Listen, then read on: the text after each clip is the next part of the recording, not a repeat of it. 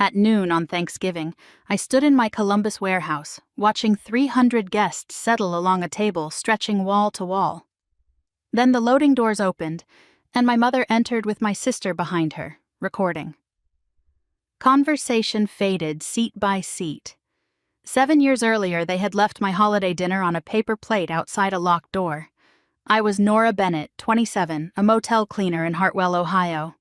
I worked until my knuckles split, saved every tip, and dreamed of starting a medical cleaning company called Brightep. My mother, Evelyn, considered my uniform an embarrassment. My younger sister, Paige, had married a food distributor and became the daughter worth displaying. Thanksgiving morning, a housekeeper quit, leaving me 14 rooms. I texted Mother that I would arrive straight from work and asked her to save me a chair. She read it, but never answered. When I reached the house, relatives' cars filled the driveway. Laughter floated through the dining room window. The storm door was locked. On the porch sat a foil-covered paper plate with my name printed across it. My phone buzzed. "You can eat outside. You are not clean enough for the table." Through the curtain, I counted 8 place cards and 8 occupied chairs. They had never planned a seat for me. I drove away, ate 3 bites in my car, and left Hartwell the next week with $1,900, Grandma June's recipe box, and the flattened plate sealed in an envelope. I blocked nearly everyone. My cousin Leah remained my only connection. In Columbus, I cleaned a dental clinic overnight and built Brightep by day. A dentist noticed I disinfected overlooked foot pedals. He offered me the contract if I formed a company. I did. Brightep grew because I understood invisible work. I hired people others discarded, paid fair wages, and created one rule: nobody ate standing beside a janitor's sink. Every site had a break table, real chairs, and time to sit. 5 years later, I found a young employee volunteering to work Thanksgiving because his apartment would be empty.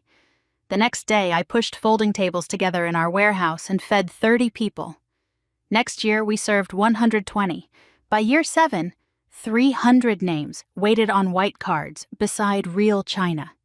Above my desk, I framed the old plate beneath a brass plaque reading "Reserved Seating." 2 weeks before Thanksgiving, Paige's husband submitted a food bid. He did not know Brightep belonged to me. His file showed safety violations, wage claims, and late deliveries. I rejected it on merit and signed my full name. That evening, a television report showed my face and the framed plate. My family finally discovered where I had been. 89 calls arrived in 1 hour.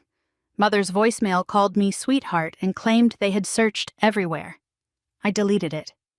The next morning, Leah sent screenshots from the family chat dated 7 years earlier.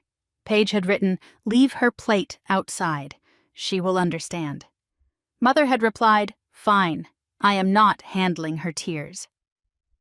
On Thanksgiving, Mother came down my warehouse aisle carrying Grandma June's pumpkin pie like an offering. Paige filmed. Her husband drifted toward sponsors with business cards. "My baby," Mother cried. "We finally found you." Before I answered, Mrs. Bell, who had seen me eating in my car, rose from the head table. "I remember that porch," she said. "I saw what you did." Mother called it a misunderstanding. I set the framed plate down. My father stared at the handwriting until his shoulders collapsed. Paige laughed nervously. "Dad wrote her name. Mom made him put it outside." My father whispered, "I tried to write it nicely." I looked at Mother. "You taught me what a place at your table cost. I stopped paying." Then I listed everything calmly: the double shift, the unanswered text, the locked door, the 8 seats, and the money I'd given her for years to cover their mortgage. Her performance shattered. "You scrub toilets!" she screamed, sweeping an arm toward my employees. "These people do not respect you." Chairs scraped across concrete. 120 Brightep workers stood silently.